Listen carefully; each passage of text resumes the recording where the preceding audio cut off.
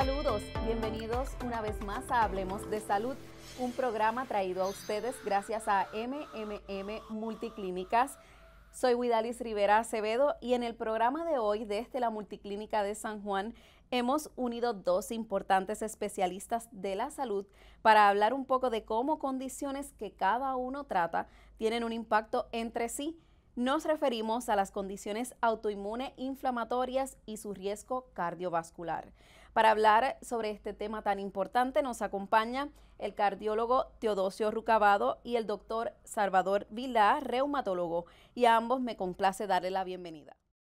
Gracias, Widar, y saludos a toda la teleaudiencia que tenemos aquí, que sé que están bien pendientes de estos temas.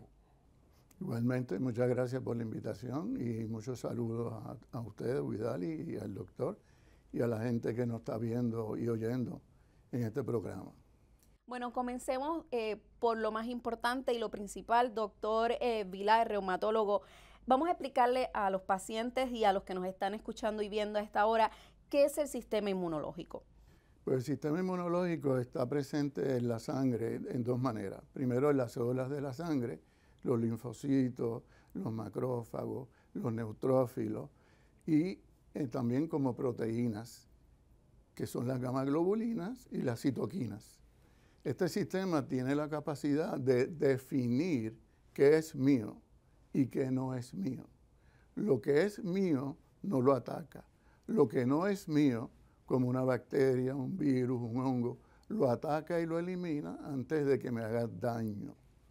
También células mías que cambian. Por ejemplo, una célula mía que se vuelve cancerosa, el sistema inmunológico lo detecta y elimina la célula antes de que el cáncer se vuelva incontrolable. O una célula mía que se infecta por un virus y el virus cambia la célula para poder dividirse, pues el sistema inmunológico lo detecta y lo ataca. En general, la parte del sistema inmunológico que puede o que tiene la capacidad de eliminar lo que no es mío, sigue funcionando bien. Pero en algunos casos eso no ocurre y hay infecciones también.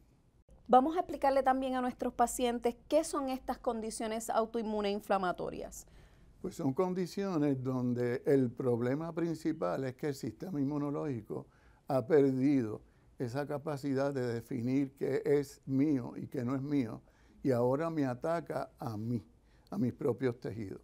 Así que la enfermedad va a recibir el nombre del tejido que más afecte. Por ejemplo, si ataca la tiroides, tiroiditis de Hashimoto. Si ataca el intestino, colitis ulcerativa, enfermedad de Crohn. Si ataca el hígado, hepatitis autoinmune. O si ataca las coyunturas, pues lupus, artritis reumatoidea, artritis psoriásica. Así que lo principal es que ahora pierde esa capacidad de definir qué es mío y qué no es mío, ataca lo mío y produce inflamación en el cuerpo, donde hay una mayor circulación a áreas del cuerpo y donde se acumulan células en diferentes áreas que son atacadas y hacen daño.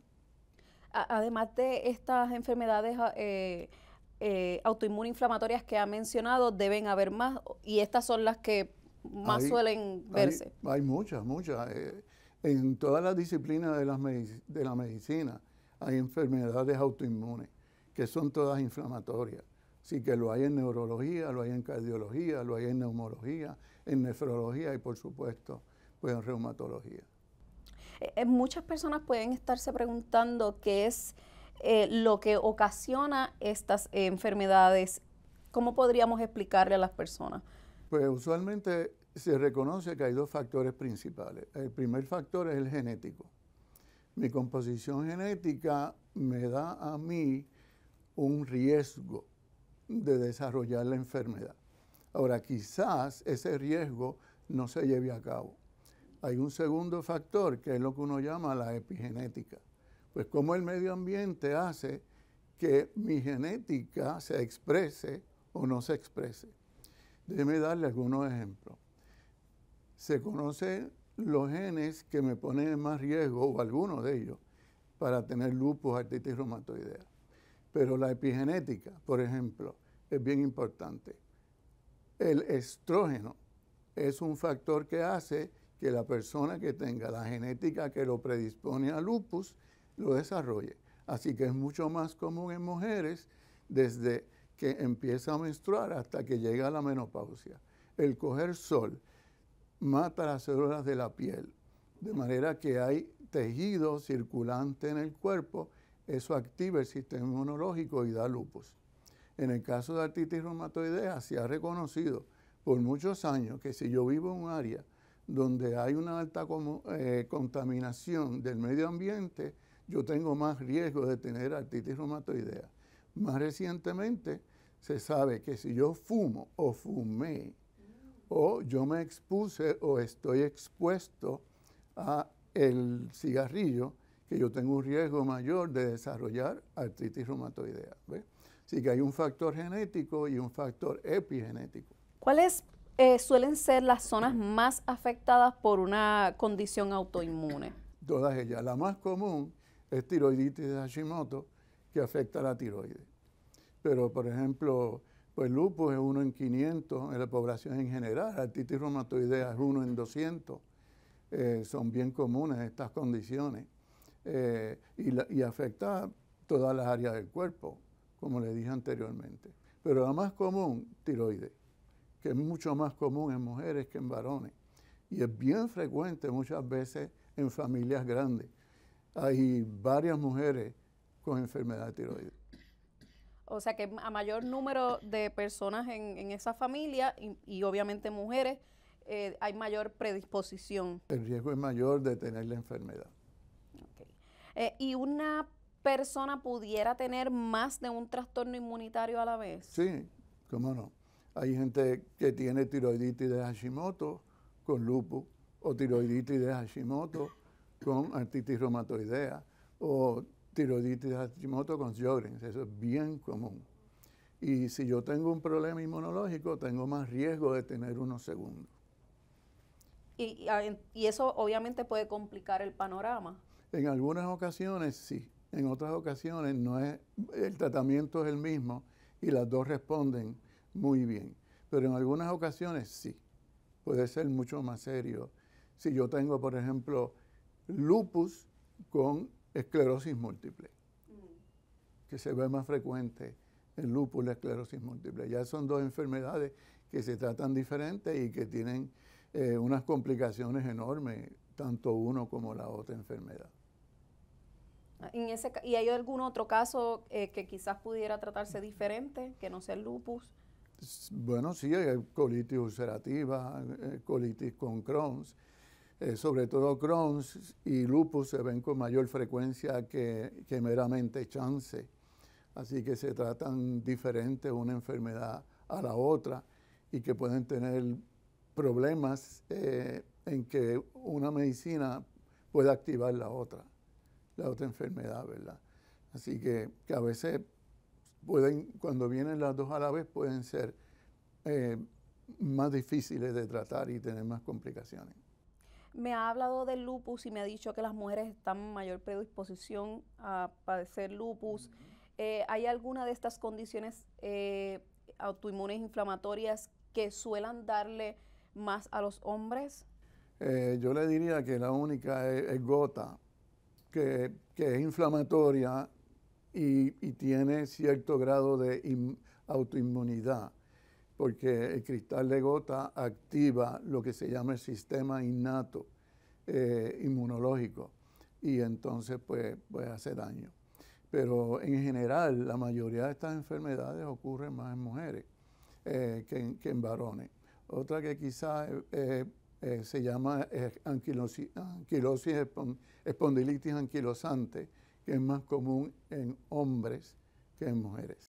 ¿Podemos explicarle a los pacientes qué es la gota? La gota ocurre cuando hay un aumento en la sangre de una sustancia que se llama ácido úrico. Y el ácido úrico, el macrófago lo interpreta como un antígeno de peligro. Y entonces ahí forma interferón para poder atacar ese riesgo, ¿no? Así que la gota da una artritis inflamatoria que viene repentinamente y se va, y el paciente queda bien hasta que le da otro ataque de gota. La espondilitis anquilosante es una enfermedad que se relaciona a un gen que se llama HLA-B27. Si yo tengo ese gen, yo tengo un riesgo mayor de tener espondilitis anquilosante, que se caracteriza por un dolor de espalda bajo, severo, usualmente en una edad joven, usualmente entre los 20 y los 30 años, y que ocurre primordialmente de noche, no tanto de día. La persona se levanta a las 3 o las 4 de la mañana con un dolor de espalda severo, camina y se mejora, que no es lo que ocurre con un dolor de espalda mecánico por artritis, que se afecta más cuando caminan. Sí. En el caso del doctor Rucabado, ¿qué sucede si se combina un trastorno inmune con una inflamación? Las causas, ¿verdad?, más comunes de eventos cardiovasculares adversos son infartos, ¿verdad?, y lo que se llaman comúnmente derrames, que en general nosotros llamamos accidentes cerebrovasculares. Ambos tienen un denominador común. Es una placa de colesterol que se inflama. Al inflamarse se rompe, pasa a la sangre pues tiene unos mecanismos, como bien dijo el doctor Vidal, para compensar, ¿verdad?, para hacer que todo sea, normalizar todo. Sin embargo, a veces estos mecanismos van más allá de donde deben llegar. Y cuando se rompe una placa de colesterol, a veces pasa en torrentes sanguíneos y pasan las plaquetas, que son ese componente de la sangre que es para formar coágulos. Y ellos detectan como que hay un roto ahí en la arteria y empiezan a formar el coágulo para tratar de tapar ese roto, que a veces no es un roto, ¿verdad? Es un roto o una lesión en la superficie de la placa de colesterol. Y ese coágulo entonces sigue creciendo desordenadamente hasta que tapa la arteria, el flujo de una arteria, que puede ser en el corazón, que es lo que se llama un infarto, cuando se tapa una arteria coronaria, o un derrame, que es cuando se tapa una arteria en el cerebro, y esa parte del cerebro que estaba irrigada, que llegaba a la sangre con oxígeno por esa parte, se tapa y no llega a esa parte del cerebro, y ese cerebro muere, esa parte. Por lo tanto, la inflamación es una parte integral de lo que ocurre para los eventos cardiovasculares. Y se sabe que personas que están con un estado antiinflamatorio mayor tienen más incidencia de eventos cardiovasculares. Esto se sabía para la artritis, se sabía para el lupus, se sabía para los síndromes antifosfolípidos, y que sabemos que estas son personas que van a tener más riesgo. También se sabe que en la artritis psoriática, que dicen que es una artritis seronegativa, el doctor sabe más que yo de eso, pero seronegativa quiere decir que el factor reumatoideo es negativo. Por lo tanto, sigue habiendo esta parte inflamatoria, y entonces todos estos pacientes pueden tener una mayor incidencia de eventos cardiovasculares que una población de su misma edad sin tener estas condiciones reumatológicas. Si quiere añadir algo al tema. Pues esto se ha estudiado mucho en reumatología porque preocupa mucho al reumatólogo de cómo tratar el paciente. Por ejemplo, una persona que tiene artritis reumatoidea tiene un riesgo entre 1.5 y 2 veces mayor de tener o un infarto al corazón, un ataque cerebral, un derrame cerebral, que el que no tiene artritis reumatoidea. Si usted coge lupus, pues más o menos es 1.2 a 1.7, según la literatura nuestra. En artritis reumatoidea, por ejemplo, la muerte de las personas en estudios muy grandes, número 1, es por un evento vascular, ya sea un ataque al corazón o un derrame cerebral. Y bien importante es que si se tratan con medicinas antiinflamatorias, como metotrexato o plaquenil, se reduce ese riesgo. O sea que el control de la inflamación reduce ese riesgo. Así que esto está bien claro en la literatura y los estudios uno tras otro demuestran lo mismo. Así que es bien importante esa inflamación y el efecto tan grande que tiene, no solamente en el tejido que se ataca, ya sea el cerebro, ya sea el intestino, ya sea la coyuntura, sino en la vasculatura. Doctor, hablando de estas enfermedades, ¿cómo las detectamos? ¿Qué suele ocurrir en algunos de estos pacientes? Y obviamente no vamos a hablar de todas las enfermedades autoinmunes inflamatorias, pero ¿qué síntomas suelen presentar algunas de estas condiciones?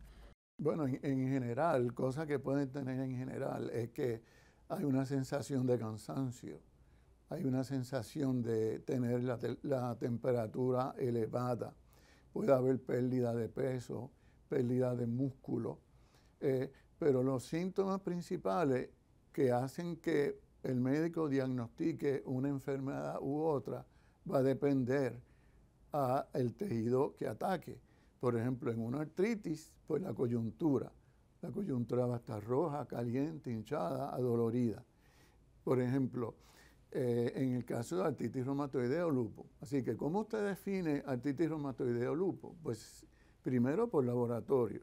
El lupus tiene más frecuente el anticuerpo en contra del DNA positivo o en contra de una proteína que se llama SMID. En artritis reumatoidea en contra de una proteína que se llama citrulinizada cíclica, un péptido citrulinizado cíclico. En adición a eso, pues el lupus afecta mucho más el riñón, el corazón, el pulmón, el cerebro, que la artritis reumatoidea. ¿Ve? Así que los síntomas. Si es el intestino, dolor abdominal con diarrea, diarreas con sangre. Si es el cerebro, pues puede ser debilidad o me quedo ciego en el caso de esclerosis múltiple o tengo deficiencias en fuerza o en sensación. ¿Ve? Así que va a depender mucho de qué órgano ataque, cuáles van a ser las manifestaciones principales. En el caso de Rucabado, estas inflamaciones pueden llegar a ser crónicas al nivel de que usted ha hablado de afecciones cardíacas y de hasta un derrame cerebral. Eso puede incluir la aterosclerosis y cómo le explicamos a las personas qué es esto, cómo se da. La aterosclerosis en realidad es depósito de colesterol, de placas de colesterol en las arterias, ¿verdad? Uno no tiene como que dice, antes decían un teflón, ¿verdad? Que es algo que evitaba que se pegaran las cosas en la sartén, sino que uno tiene un tejido que se llama un tejido endotelial, y ese tejido es un tejido vivo, o sea, no es una cubierta sola, y ahí se producen varias cosas, se producen vasodilatadores, cosas que abren las arterias, se producen vasoconstrictores, puede haber un ambiente que sea protrombótico, que favorezca la formación de coágulos, o que sea antitrombótico, que evite la formación de coágulos. Y cómo está ese medio ambiente ahí, lo que determina qué pasa con esas placas. El colesterol, pues obviamente no es algo que supuestamente nacemos con ello y va a causar una reacción. Como dijo el doctor, cuando tú tienes algo que no es tuyo, el cuerpo va a reaccionar. Cuando viene una respuesta, y esta respuesta es más allá, ¿verdad?, de lo que el cuerpo debe hacer, que muchas de las situaciones, ¿verdad?, en reumatología y hasta lo que pasó en el COVID, es respuestas exageradas a mecanismos normales del cuerpo.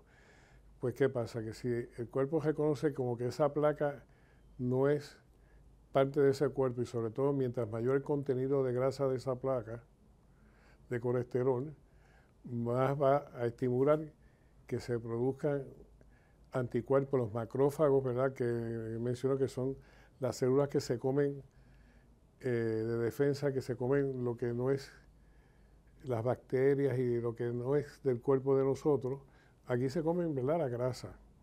Y se forman estos células que le dicen células de espuma porque parecen unas células espumosas. Por eso crea una inflamación grande y estimula a que se produzca inflamación, un sistema oxidativo mayor en esa placa, vengan las metaloproteinasas y otras enzimas que son sustancias normales del cuerpo, pero que aquí entonces se van a comer la parte de la arteria que está sobre esa placa y ahí queda esa placa expuesta.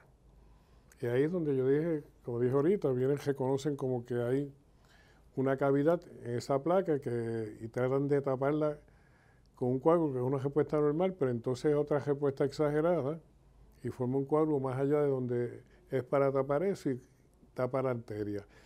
Y se sabe que hay un efecto antiinflamatorio. De hecho, cuando nosotros molestamos a los pacientes que se tomen las medicinas de colesterol, hay una medida de inflamación nada más que se llama el High Sensitivity CRP, que es una medida indirecta de inflamación en las arterias. Se ha probado que aquellas personas que tienen más de 2 de CRP se benefician del uso de estatina. O sea que mientras si tienen más de 2 y usan estatina, que son medicinas para el colesterol, les dan menos infarto y menos derrame. Si tienen menos de 2, puede haber un beneficio, pero no está tan bien establecido. Y se creen que la estatina, aunque su mecanismo inicial era disminuir producción de colesterol, tienen un efecto antiinflamatorio donde hay placas de colesterol. Y por eso es que es tan importante esto, porque si usted tiene una placa de colesterol pero no se inflama, es bien difícil que tenga un infarto o un derrame. O sea, para que una placa vaya creciendo poco a poco, que era lo que se creía antes, hasta más o menos los 80, que era que iba creciendo la placa hasta que tapaba, ¿no? Se sabe que la mayor parte de los infartos, más del 60% de los infartos agudos, son placas de colesterol que son de menos de 50%, o sea, que no deben producir ningún síntoma en ese momento, aún en una prueba de ejercicio.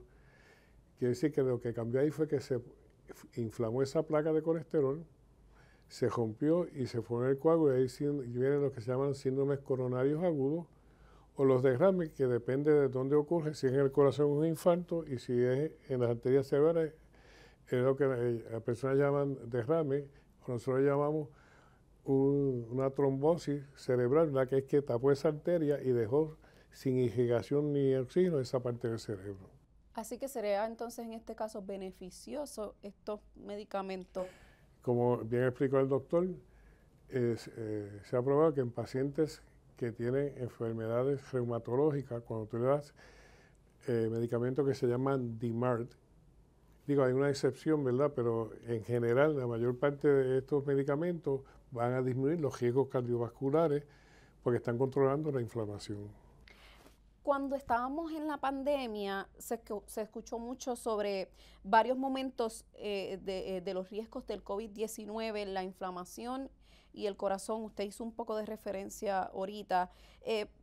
¿Hay alguna relación que exista? Ok. El COVID fue un fenómeno nuevo para nosotros, ¿verdad? Y se vio, ¿verdad?, que algunos medicamentos que trabajaban contra enzimas, ¿verdad?, que eran inflamatorias, podían disminuir los eventos de mortalidad en el COVID. También cuando se habló de las citoquinas no son anticuerpos, citoquinas es inflamación, ¿verdad? Hay condiciones como el Familiar Mediterranean Fever, que no es que producen anticuerpos, aunque lo tratan los reumatólogos y son los que los reconocen, es inflamación, que el sistema inflamatorio del cuerpo está sobreactivado, ¿entiende? Y entonces, pues, causa un daño, y eso fue lo que pasó en el COVID.